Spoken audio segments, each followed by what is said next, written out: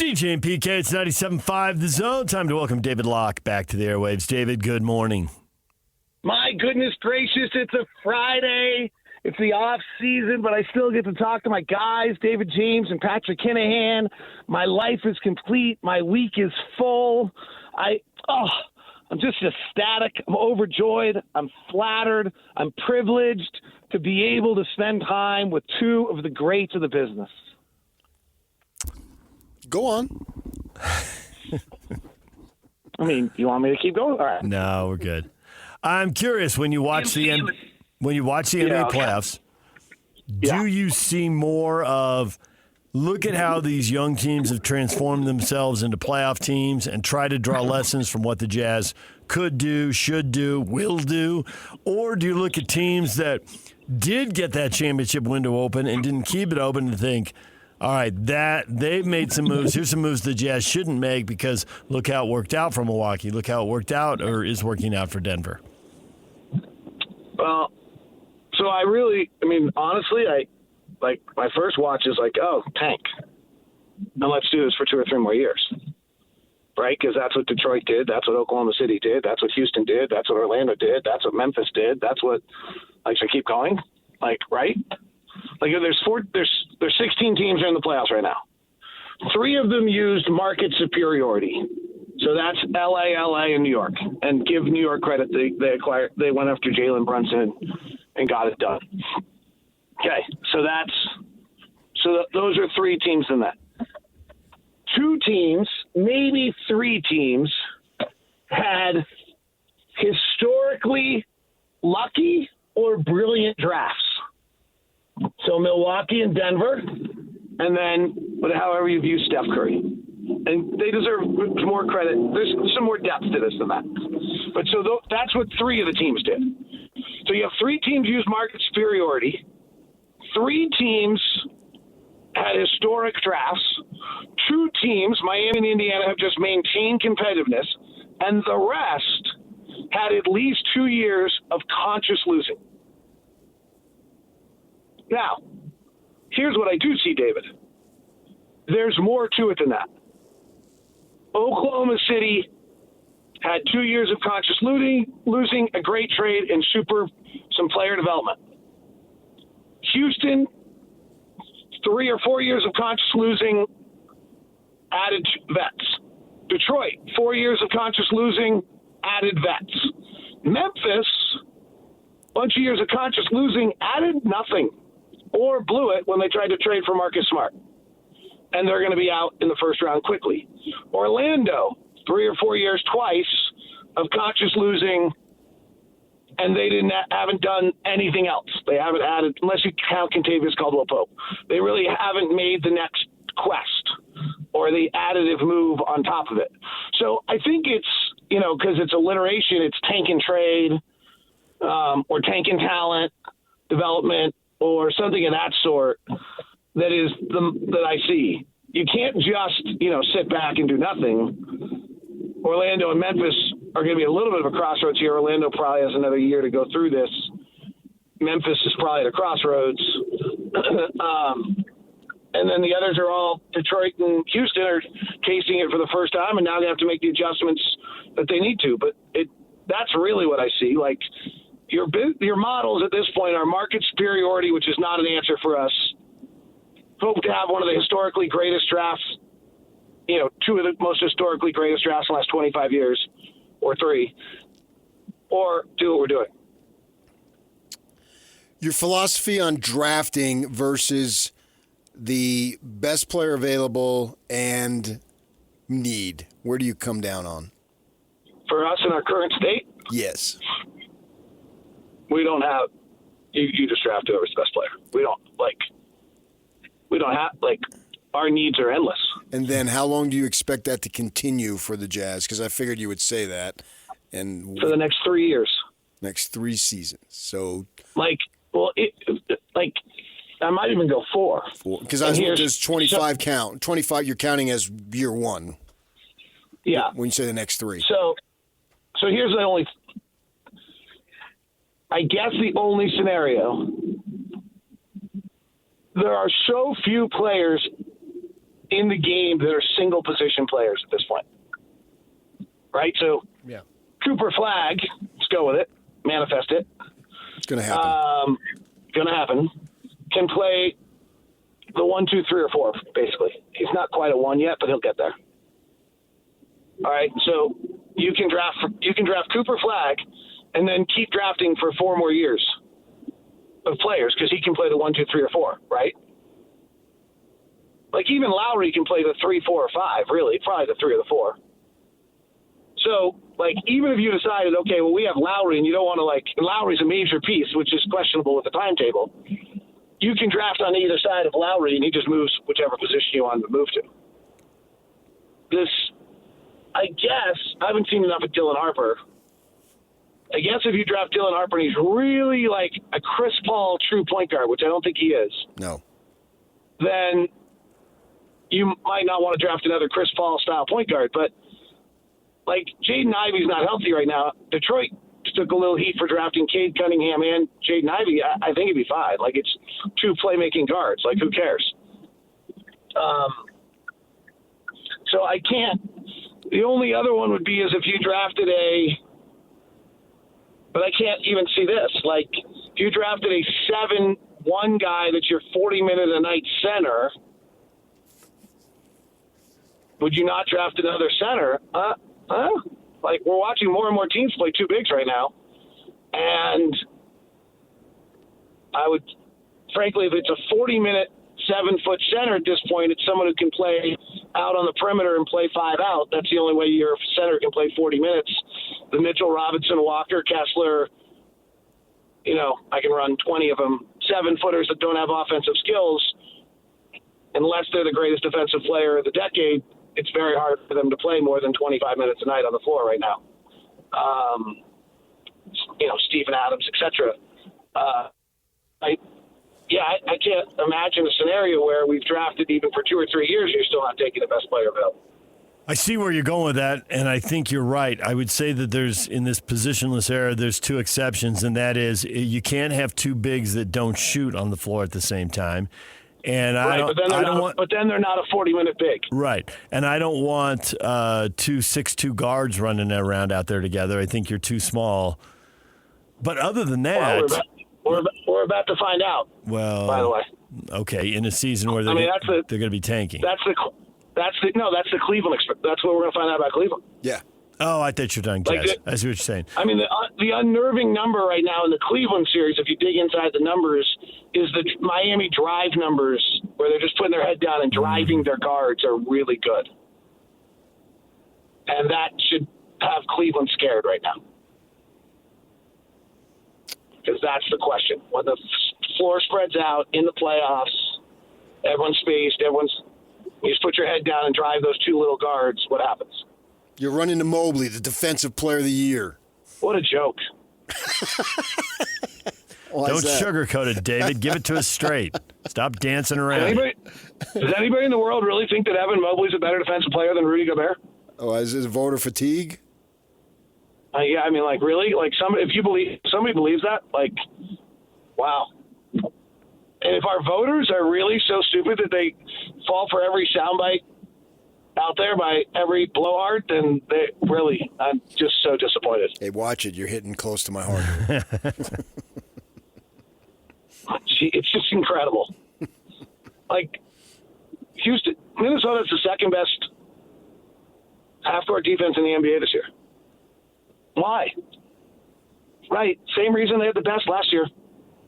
Same reason the Jazz had it's a joke. Rudy wasn't even nominated, was he? Minnesota's defense is better than Cleveland's. I'm with and PK. Jared Allen might be better defensively than Evan Mobley. Voter fatigue. Yeah, it's really sad. I mean, it's really sad because we're doing the same thing a little bit to Jokic, so I think Shea probably deserved it this year. And we did the same thing to Michael, and it does change your legacy. You think Jordan's legacy has changed? If he would have won more MVPs? If he'd won 7 straight MVPs, as he should have, there'd be no GOAT discussion. So, yes. I think that's generational. Who was the host/program director who dug up the numbers and led that charge to get Malone that 97 MVP? Who was that? I have no idea. Who called voters around the might have single-handedly had an impact on the voting? Who called voters around the country? Who had 96 guests over a month period of time on the show, convincing them that they should be voting for Karl Malone? I have no idea who would have done such a thing. Isn't Finals MVP more important than regular season MVP more than ever? No. No? Ask any player, what would he rather be? Oh, I don't know on that, actually. Really? Well, if you're Finals MVP, you're also the champion. Yeah. Yeah, right. I got it. I'm not sure. I mean, wow. It's a great question. Of all the numbers. We got to get them in a setting where they're on ketamine or something like that, not public. Of all the numbers, David, I can't remember who won how many MVPs, and I can't remember who averaged how many points a game without looking it up. But I can start rattling off star players and their championships left and right. That's the one that sticks with me. If you're Steph Curry and Andre Iguodala gets the Finals MVP, good for Andre. He's a good player. He's important. But if you're Curry, you got the trophy that matters. Right. But I don't know. Right. I think the trophy matters, not the MVP. Right. So you give them their choice. I think their first choice might be that they are. Their first choice may be that they are champion. Mm-hmm. Oh, for sure. But that only might be after they win their MVP. If I'm being totally honest. But I think that if you win an MVP and don't win the title, that becomes a negative, and it becomes a but. And Nowitzki got that. I mean, we saw when he got his MVP that time and they got knocked down in the first round, he was irritated at the whole press conference spiel. Right.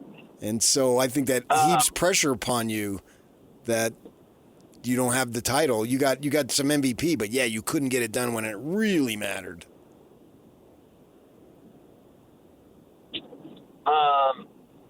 If we're being, I don't know a player's head. I think the order would be MVP, champion, Finals MVP. You think Letter Carrier is happy he won Finals 2 MVP, MVPs and Finals no titles? Finals MVP. Oh, man. And Rookie of the Year. No, I'm just saying Finals MVP, I guess, by definition, would go over the top of Finals because they come together. Where do you put the NBA Clutch Player of the Year award and all that? Nowhere. Good. All right. So if we ask Karl Malone won 2 MVPs, right? Right? Would he trade one for a title? Yes. I don't think he would. Oh, whoa. I know Stockton would trade it. Okay, maybe. Whoa, put that up there as a poll, man.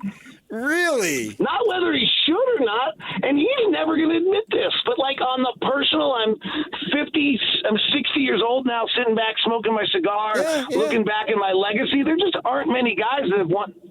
And then, by the way, you can't trade one. He's got to trade them both in my scenario. That's what I said. No, I'm telling you right now. He would easily trade one MVP for one NBA title. Okay. But you have to trade both your MVPs for an NBA title. But he would get an MVP in the finals. I just don't buy it. I saw the look on his face when he picked up those MVP trophies, and I saw the look on his face 2, 3, 4 seconds after Stockton hit the shot. I think he'd take the title. He was really, really happy when that shot went in. Oh, you can visualize his face. Oh, I can. I can see it light up. I think he's taking the title every single time. I mean, I might be just making conversation here, but I'm with you. You and I were standing next to each other at the summit in Houston, Joel Osteen's, church now. Yeah. When that happened, I mean, I think weren't you and I both just standing right next to each other on the floor, like across from waiting to win? I went down and talked to the photographer right before the play happened. So I was on the baseline underneath the hoop when it happened. All right. So anyway, I don't know. I think it's an interesting debate. Let's just leave it at that. I don't think I think publicly every single one of them would say exactly what you're saying. Yeah. I don't know that when they're 50 years old, 60 years old on a rocking chair with a ventilator. Like, here's the issue. Like, if we go rank where Karl ranks in the history of the NBA, there's a certain status that he has by being a two-time MVP. Yeah, but there's a certain status he doesn't have. Exactly. But I would argue if he had one title and no MVPs, he would not be ranked as high as he is with two MVPs and no titles. Yes, he would. With all the points he scored in 20 years, 82 games every year. Oh, no, I disagree completely, man. Who the heck wants to be the best player never to win a title? They don't want that in golf and the majors? Oh, man, who would want that? The only thing, what Malone has going for him is that that list has grown. Yes, it has grown. Big time. Right. Big time. I mean, Iverson's on it. Barkley's on it. Nash is on it.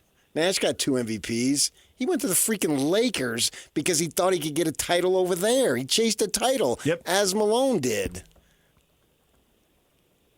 He didn't go chase an MVP. I'm holding. I'm not saying it's 100%, 0%, but I'm holding. And I also think that if you got at 60 years old, if you asked the foreign guys, would you rather win an Olympic gold for your country or an NBA title? Now I believe they say Olympic gold. 100%. 100%. The chance to take down the United States stacked with NBA players and you do it. I mean, the guy to ask is Ginobili because he's the one who's done it. He's got them both. 100%. Yeah. That means 100%. more. 100% the Argentinian gold medal is more important than the Spurs championship. Right. It's harder to do. And that's your country. It's not man. harder. It's USA not harder. is not your country. It's not harder for a United States player to do. You just got to get on the All-Star team and go do it. No, you're a total failure if you don't do it. Right. Yeah. That's why you need a redeem team. I'm still holding. Yeah, well. I'm going to go to one of my favorite quotes of all time. Kenny Anderson. Okay? Remember Kenny Anderson? Yeah. Georgia Tech, New York New City. Jersey Nets. Yeah. He signed a contract. Happened to be in Salt Lake City. I saw him on the bench. This is probably 95, maybe 94. Hey, congratulations on the new contract. He says, yeah, it's great. Now I can worry about winning.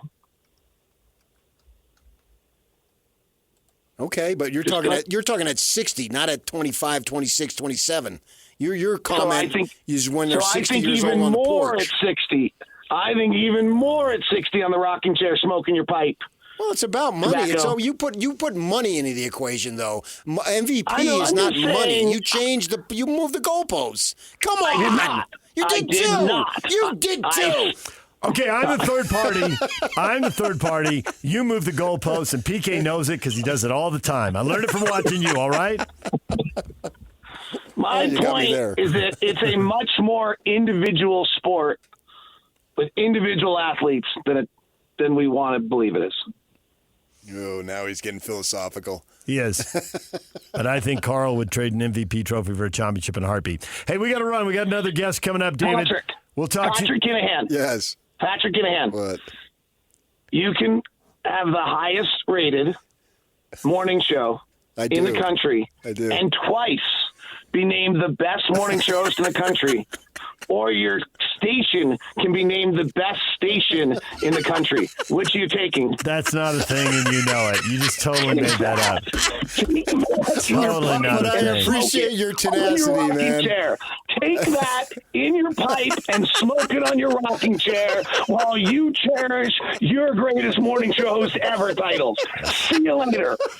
Just not a thing, David. Yeah, but you got to give him credit. I do give him credit for that. That's why we love having him on. Swinging. There's David Locke. When we come back, Pablo Mastroianni on the personnel moves at RSL and a trip to San Diego. Stay with us.